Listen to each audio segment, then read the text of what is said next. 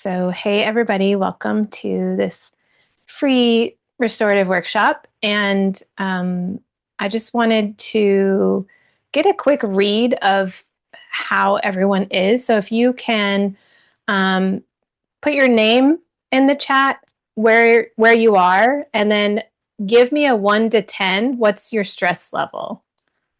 Just so I have an idea.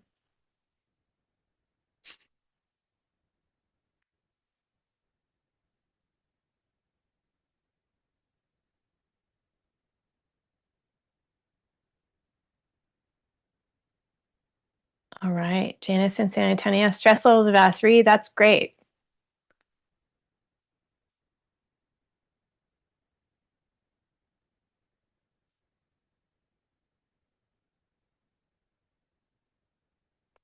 While we're waiting on, I'm Christina. I'm in Austin, and my stress levels today are high. My stress levels today, I'm going to say, are 7. uh, Bonnie says tad stressed. Okay. I don't know if that's a low number or a tad a high number, but that's okay either way.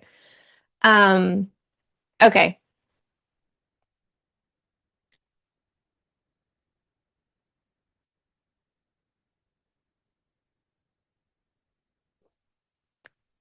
Judy, stress level of 2. All right. So not terrible here.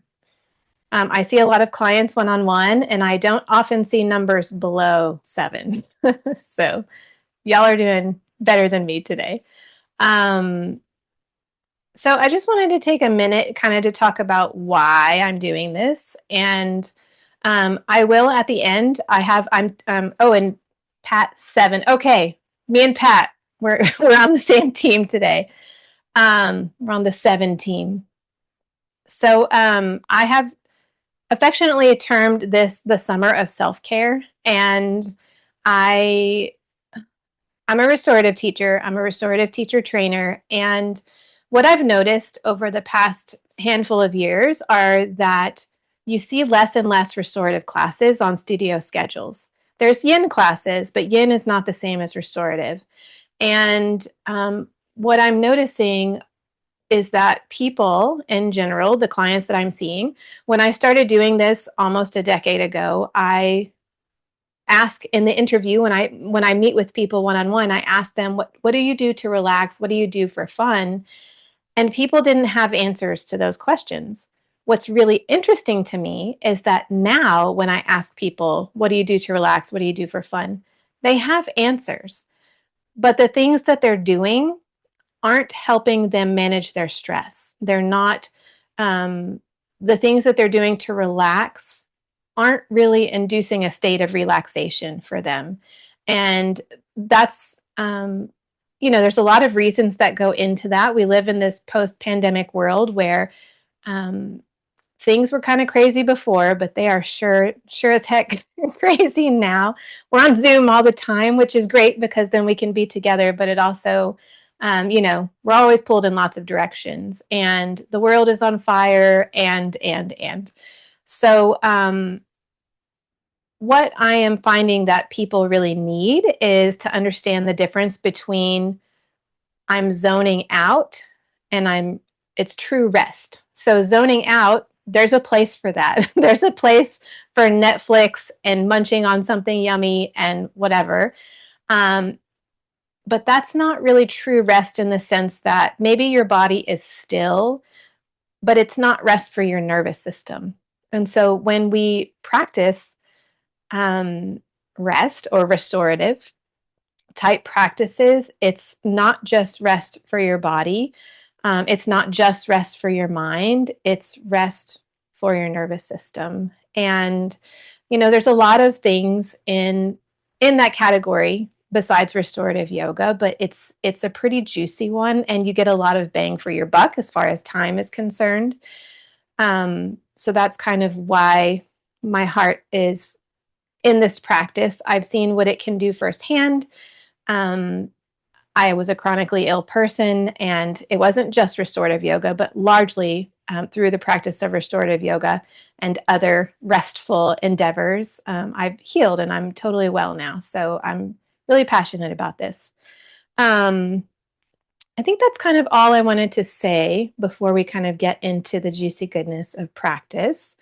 So make sure you have at least a couple of blankets. You might be able to get by with like a blanket and a towel or something, a bolster or a pillow or a cushion, and a block or something you can use to prop up your bolster or your cushion. And I'm going to move to my mat.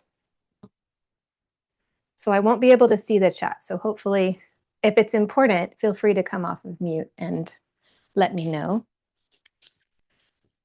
But we're just going to start with a check-in, and you're welcome to be seated. You're welcome to lie down, whatever is most comfortable for you.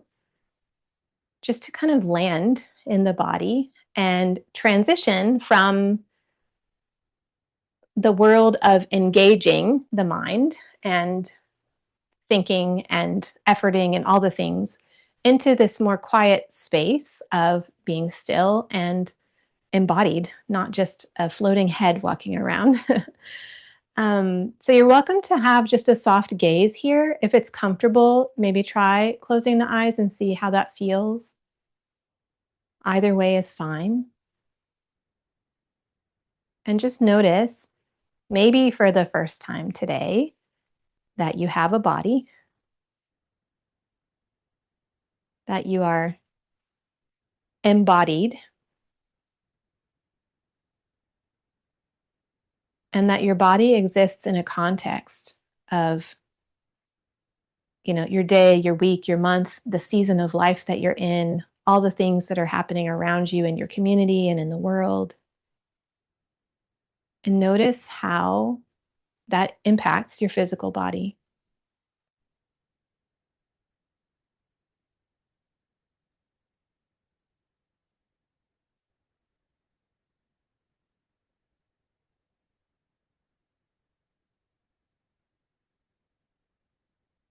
And tune into felt sense,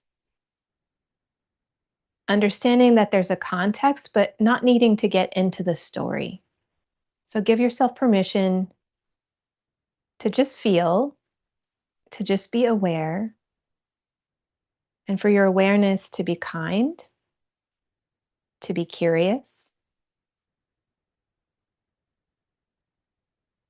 acknowledging what's present without needing to change it.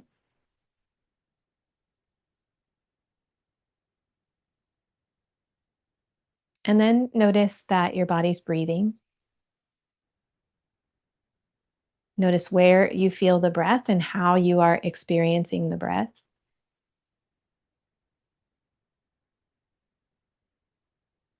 You might feel the breath in the back of the rib cage, the sides of the rib cage, the front of the rib cage. You might notice it high in the chest, low in the belly or pelvis. Notice if you're breathing through the nose or through the mouth.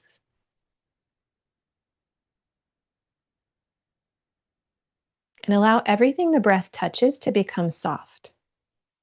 So the jaw,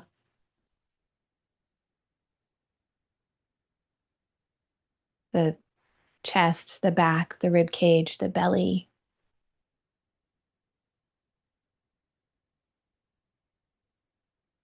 And then notice your mind, thoughts, emotions, all the things swirling around in the snow globe of your present moment experience.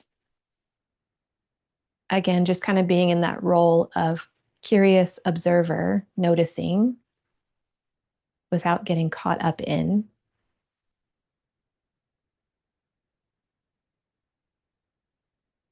And in general, in the room, we have pretty low stress levels. So just kind of notice how um, your level of okayness, perhaps.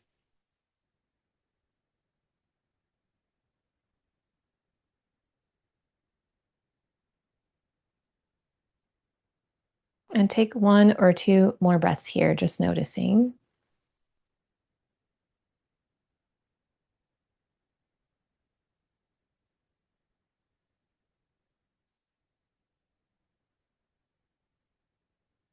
And then if you are in a lying down position, you make your way into a seat. We're going to do just a little bit of gentle movement to get the wiggles out before we get totally still.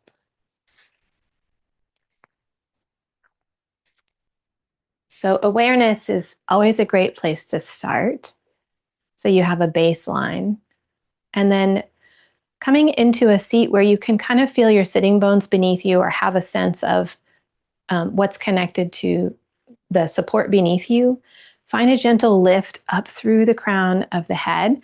And most of us carry our head forward. So can you also envision the back of your head kind of lifting up away from the earth?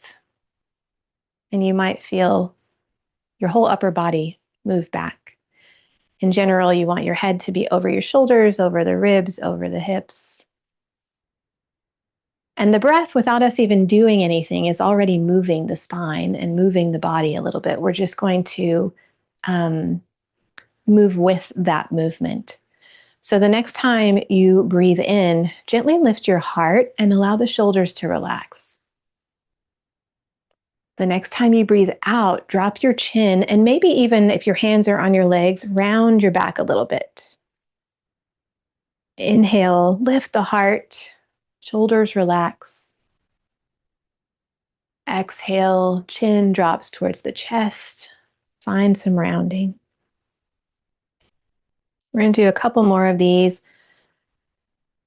moving with the breath, allowing the breath to guide the movement. So if your breath is faster than what I'm cueing, then please move with your breath. You could take 2 breaths per movement, 2 movements per breath if you're breathing really slow, whatever you need to do to take care of yourself. And also what feels good. So moving in a way that feels good is such a nice, lovely way to honor the body and develop a relationship with your body, which when I ask most people in class settings, even in yoga settings, not very many people would consider themselves friends with their body. So this is moving in the direction of, if you're not there yet. Last one here, breathing in and out.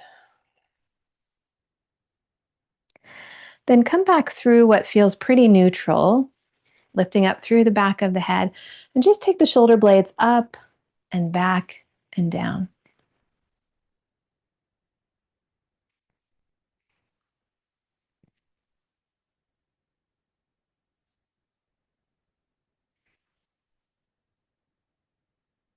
And just let the breath move as it will. You're welcome to inhale, slide the blades up. Exhale, take the blades back and down. Noticing this relationship between the shoulder blades and the rib cage.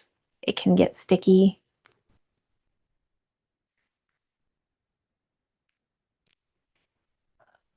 And then pause for a moment. If you feel like you need to move the head or neck, please do.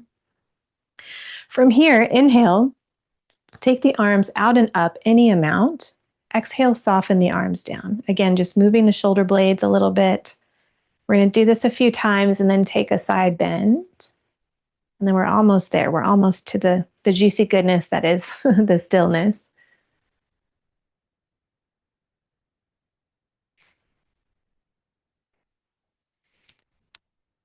Then here, take one arm down and take a lean to the side. Then both arms up, opposite arm comes down and lean to the side. You're welcome to bend the elbow if having the arm straight is a little too much. Just feeling into the space between your pelvis and your shoulder, or maybe all the way up to the hand. We don't often move this way in day-to-day life, so sometimes opening the side body by itself is life-changing. Last one here.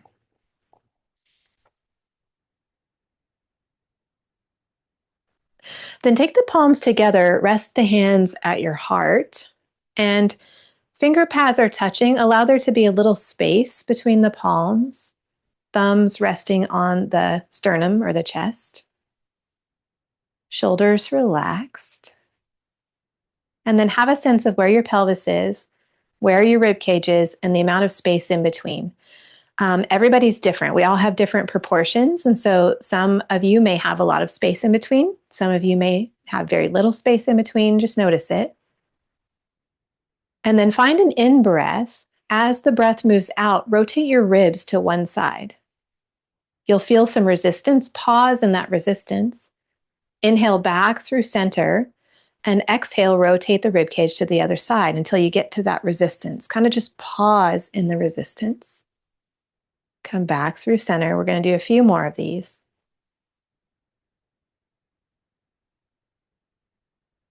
Inhaling through center, exhale, and rotate.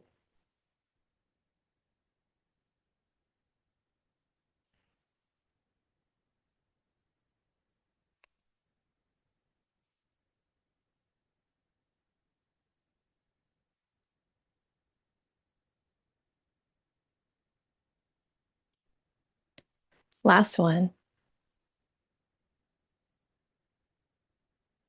Then come back through center, release.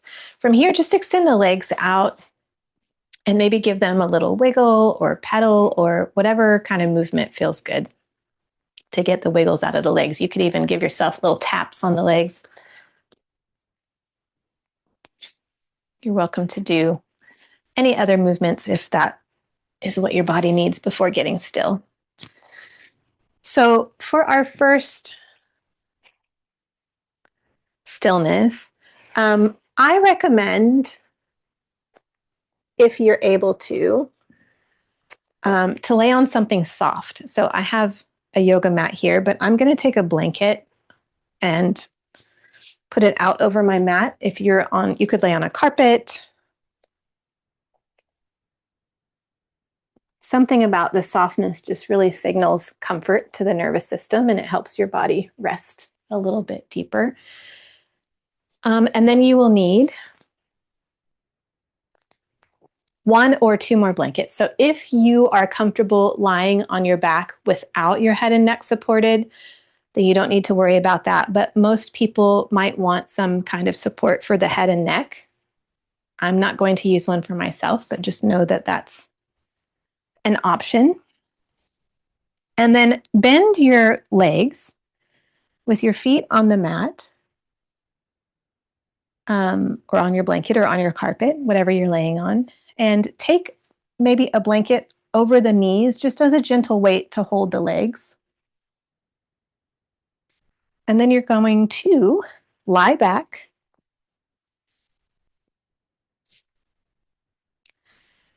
with your arms comfortably out to the side. So it doesn't really matter if the palms are up or down. It's whatever's more comfortable for you.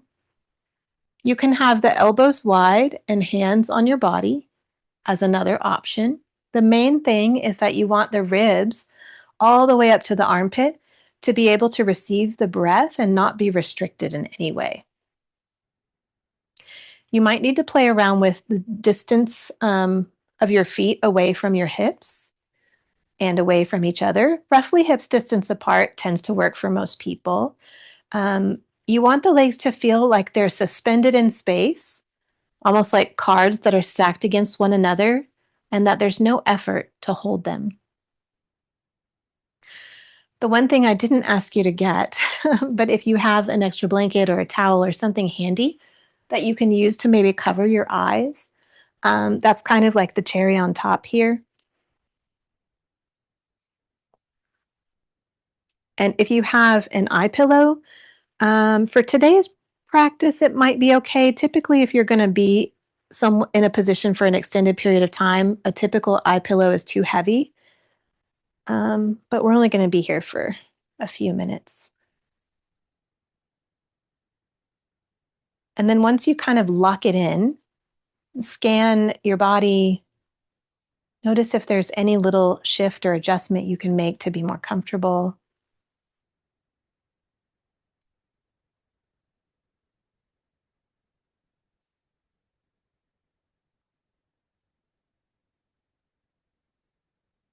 And then just begin the process of resting,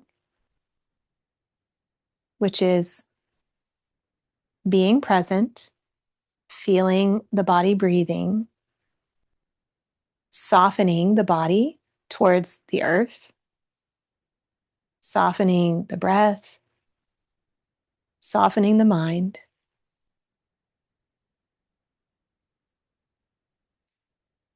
And I'm going to stop talking here for a few minutes. So just rest here. If you need to move at any point to be comfortable, please do.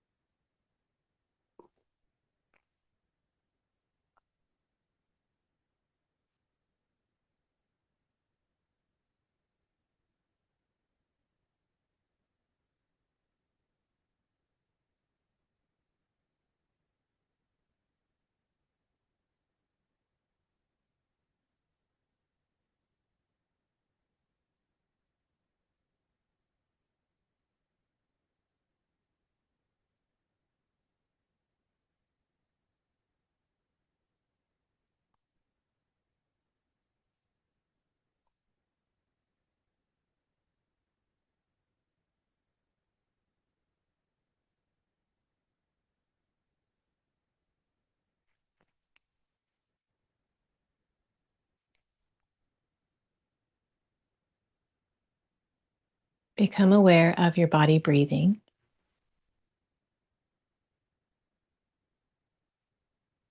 Allowing the breath to deepen.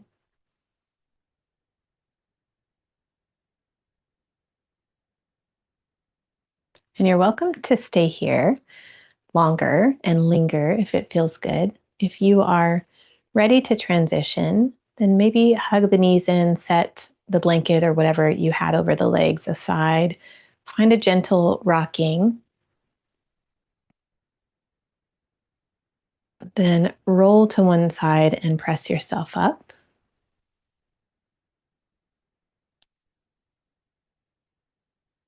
And give yourself a moment to check in.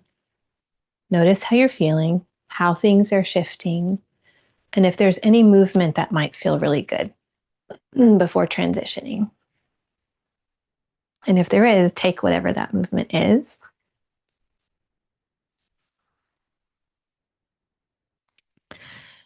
So for this next shape, you will need your bolster slash pillow slash cushion, whatever it is that you have at the top of your space. And there's options here. You can elevate it. So, for example, if you have a block, you could ramp the bolster. You could roll a blanket underneath also. That makes it a nice alternative if you don't have a block. Kind of create a chunky roll to put underneath. We're going to be coming into kind of a twisted shape laying against the bolster. So it really just depends on what your preference is. I wouldn't use more than one block, but you could. Some people like two blocks as far as uh, a block on the lowest setting and then a block maybe on the medium setting. I'm going to practice it today or demonstrate it with no block. Most people would like something for the head and neck. So if you have a blanket, however you would like to have it folded here. And then for the low body, we're not going to be here long enough today for this to matter one way or the other. Some people like to scissor the legs, kind of how I have my legs here. If you choose to scissor the legs, you might want to take a blanket underneath that back leg for a little bit of support for your hip. If you have low back pain, SI joint pain, hip pain, pain in the low body, then I recommend using some kind of blanket or pillow to support from the knees down to the feet. And we're going to start on the right side, so with your right hip on the floor. So kind of orient yourself so you have one hand on either side of your cushion or bolster, and then make some choices. You might need to move the bolster closer to you or over to the side. You might need to move your hips a little bit one way or the other. Breathe and just kind of allow your torso to kind of shift and reorient towards whatever support you're using. And then walk your hands forward. Most people will feel comfortable with their head to the same direction as the legs. Arms resting on the floor. Again, elbows can be wide. The shoulders should feel relaxed.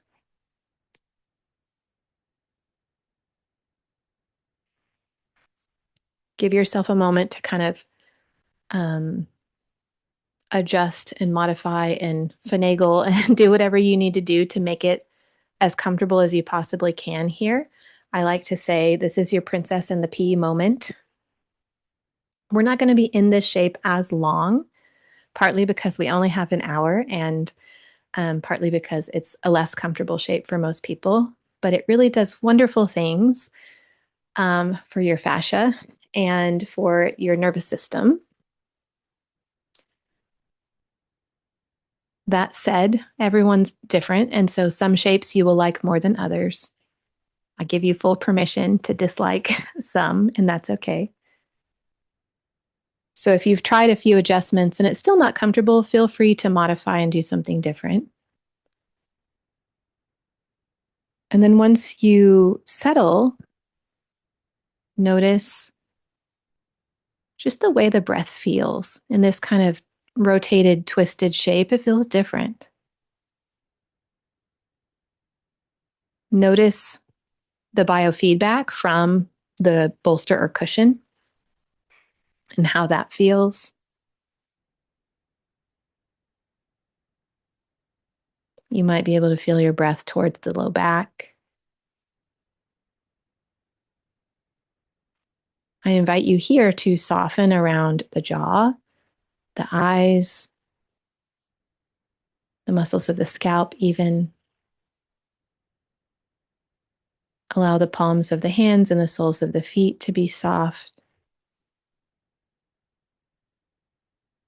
And again, I'm going to be quiet this time for just a couple of minutes.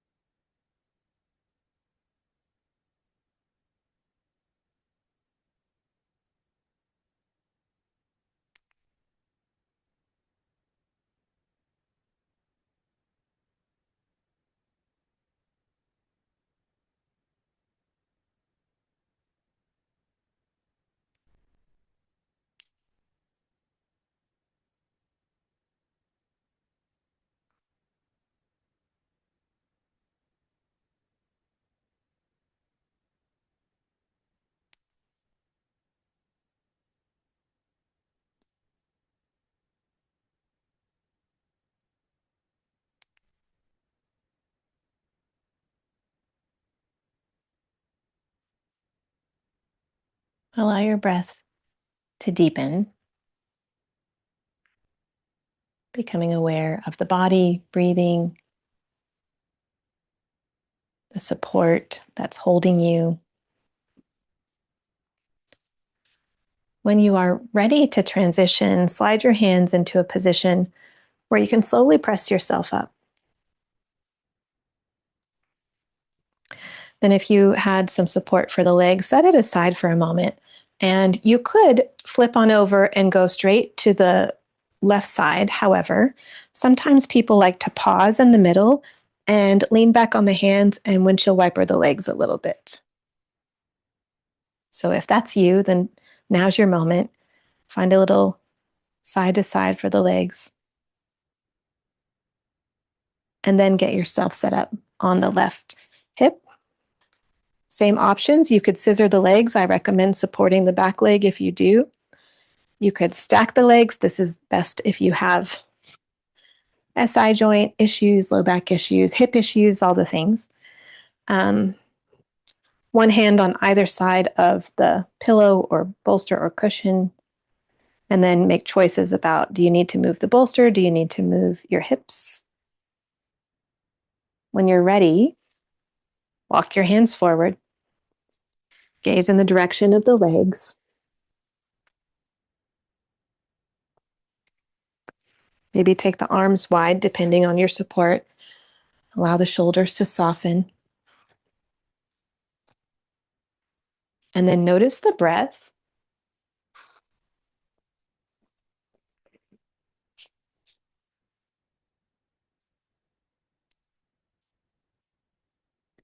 That feeling of being in this rotated twist shape.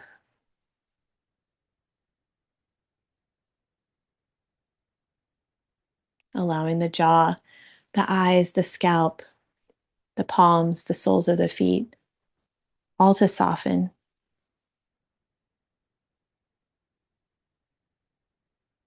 And we'll be here for a few minutes.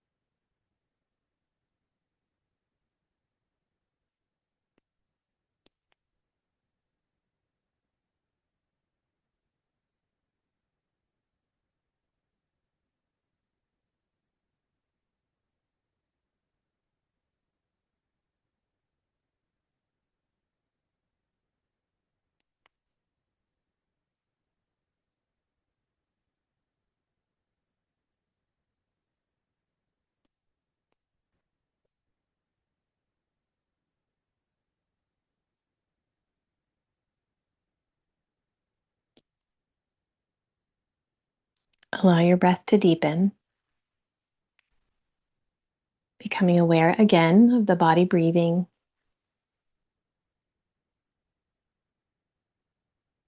And when you're ready to transition, slide your hands into a position where you can press yourself up. If you were using support for the legs, you can set it aside and either come into a seat, or if that windshield wipering felt good to you, then lean back on the hands and just find a little gentle movement for the legs.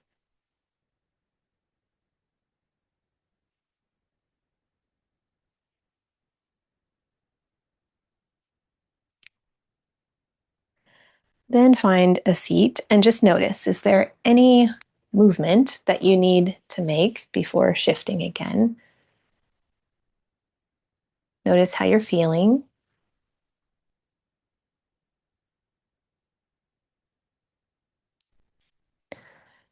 For the next shape, you will want to ramp up your support, your cushion or your bolster. Again, you're welcome to, if you don't have any kind of block or thing like that, you could roll a blanket and stick it underneath at the top edge. If you have blocks, I recommend one or two here. If you're using one, I recommend the flattest setting. If you're using two, I recommend the flattest setting and then the medium setting to create this little stair step. And then I always like to give it a shake to make sure it's going to support me. Support here for the head and neck, pretty important. And then you'll need something to support under the knees. Here's what I'm going to say too, just a couple of nuances before you get too much into it. So for myself, I have a long torso relative to my arms. So that's why I like to practice this shape with one block, because then my arms rest comfortably on the floor and I don't have to put something under my arms. Um, if you have longer arms, that's not an issue. Maybe if you have longer legs and a shorter torso. And you will want something to support under the knees. So if you have another pillow or cushion, that's great.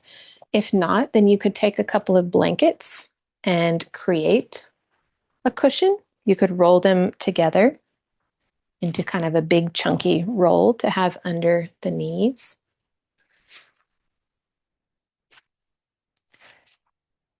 And then sometimes here it's nice to cover. I think all of us on the call are in Texas. It's kind of hot, so it depends on, your indoor environment and how cool it is, but you're welcome to cover. Also, having something to cover the eyes here, super, super nice. So lean back and make sure and take your support under the head and neck so that it's all the way down to the shoulders. Arms resting on the floor beside you. And ideally, the legs are at about 45 degrees. So for me with these blankets, it's not quite enough. So I'm going to grab another cushion. But as with most things in life, you got to work with what you have. So do the best with what you have.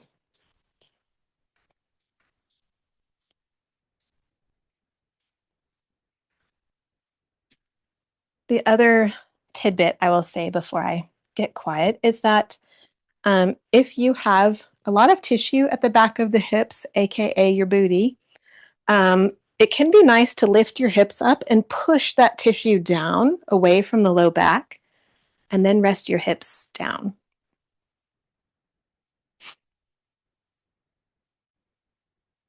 So notice heels supported, legs supported by blankets or a cushion, hips resting, the torso supported, the arms resting comfortably, the back of the head, forehead higher than the chin, and the chin like ever so gently moving towards the chest. So the throat is not open here.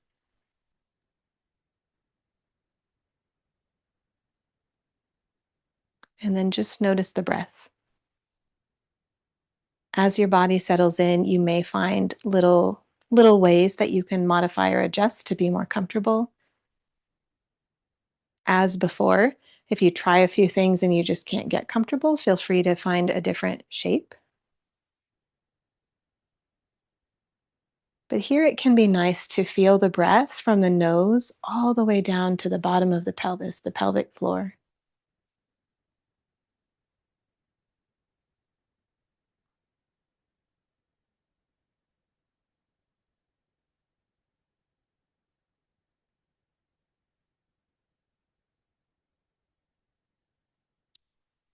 Feel the breath into the back ribs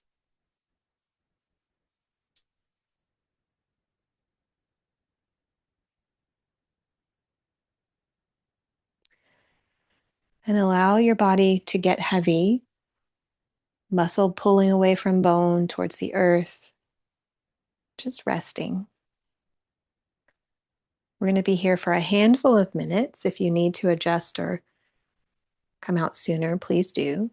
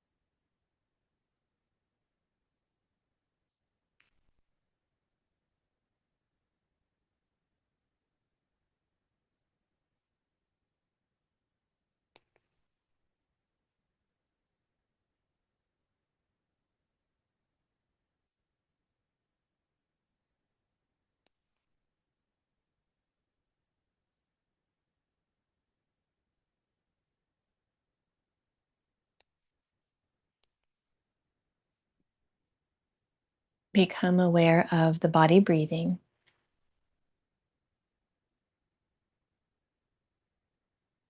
allowing the breath to deepen, awareness to come back to the present moment.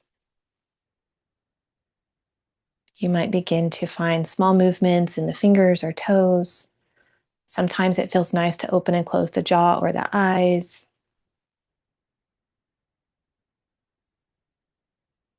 As you're ready, take bigger movements, maybe work towards a full body stretch.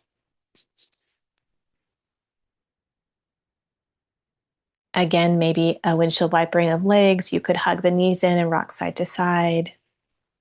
Keep in mind that you're elevated. Eventually, roll to one side and use your top arm to press yourself up, coming into a seat.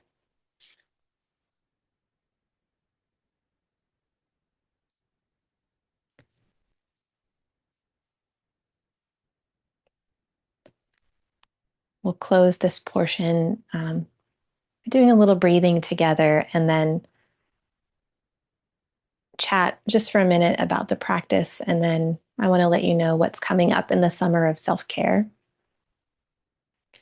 But sit any way that's comfortable to you. Again, you're welcome to find a soft gaze or allow your eyes to close. Noticing what has shifted, how you feel now in your body, how the breath has changed, and what's happening for you with your thoughts, emotions. How is your snow globe?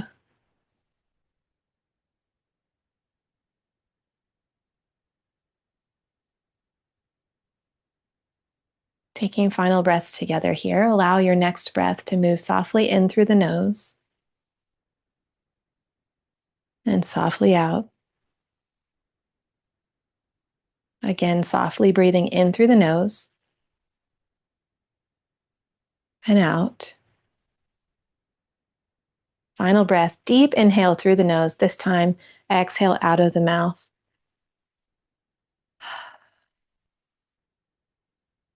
Namaste. So I would love for you take a moment to transition kind of back into the space of thinking and engaging. And I would love to know what your experience was like, what came up for you, what shifted. I just want to normalize too, just like a super snippet of my own story with restorative. I came to restorative practice through a Groupon that a friend told me about. And when I attended my first restorative class, I absolutely hated it. I could not stand it because we're just laying there still. And I was like, I paid for this. Like, I'm just like looking at the ceiling and noticing the patterns in the paint. It was horrible. But I kept going because I had this Groupon and I was going with my friend. And I was chronically ill, as I mentioned earlier. I started feeling better, and I got really curious about why.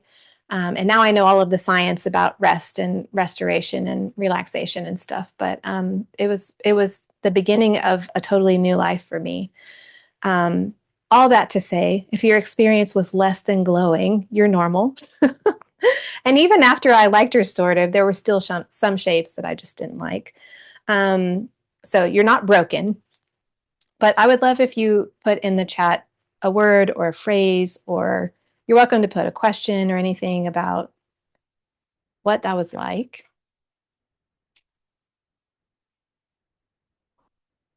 or anything that came up.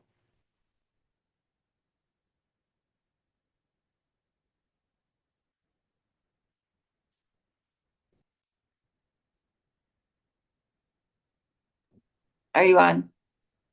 Yeah, you don't have Pat to use the said, chat. You'd rather say it. yeah, Pat said she had more increased awareness, Mm, I guess, of her body. I haven't, when I did this with you before, I hated all these physicians, but I've come to learn to melt. And I love just what you said earlier about melting into the position. So if you try to fight it, just makes it even more miserable. But if Mm, you learn how to melt your bones and your muscles into the position, it really begins to work. mm. Yeah, it's like the resistance is real. Yeah, it's like resisting your whole life, and then Mm, you just kind of go with it. Yeah. All yeah. right. So, Janice said it was lovely and more needed than she realized. I hear that so much. I teach this to in teacher trainings for yoga teachers and yoga therapists, and every time it's like, wow, I didn't realize I needed this that much. Um, what I will say that I tend to see, like in myself, what I've seen with myself, what I see with others, is that if you keep up a practice like this, over time, you have more energy. You're able to be more present because you're cultivating awareness. You are better able to connect with yourself and others and with life. Like you're more participating in life rather than just like making it through the day, which is so normal for so many of us. And I'm still guilty. Um, so many times I will go a period of time and then my body is like, why aren't you practicing restorative? Just get on your mat. And then I do. And I'm just like, wow, yes, okay, I remember. Like it creates so much space and bandwidth and resilience for me.